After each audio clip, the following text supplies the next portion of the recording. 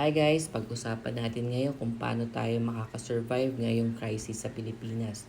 Bilang HR tita mo, pag-usapan natin itong oil crisis kasi ramdam na ramdam to ng mga empleyado lalo na yung mga minimum wage earner. Una sa lahat, tanggapin natin kapag tumataas ang presyo ng langis, domino effect yan. Pamasahe, pagkain, delivery, lahat tataas. So ang laban natin ngayon is diskarte, hindi panic.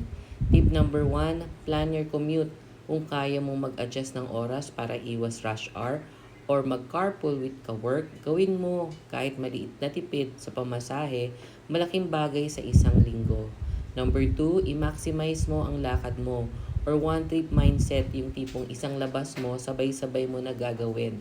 Grocery, bayad bills, errands, iwas pabalik-balik sa biyahe. Number 3, baon is life. Alam ko nakakatamad mag-prepare, pero ang pagkain sa labas, mas mahal na ngayon dahil sa oil prices. Kahit simpleng ulam, malaking tipid yan. Number 4, if possible, kausapin si employer about options. Kahit hindi agad-agad increase, baka may chance for adjusted schedule, work from home days, or transportation allowance.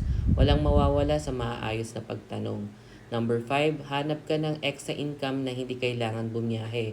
Online selling, digital tasks, or kahit anong sideline na pwede gawin sa bahay para hindi na dagdag gasto sa pamasahe.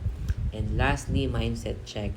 Hindi mo control ang presyo ng langis, pero control mo kung paano ka mag-a-adjust. Hindi kailangan perfect. Ang importante, tuloy ka lang at may diskarte ka. As your HR tita, gusto kitang paalalahanan, survive smart, hindi lang survive. Follow mo ko for more practical advice para sa working life na hindi tinuturo sa school. I-heart mo naman to.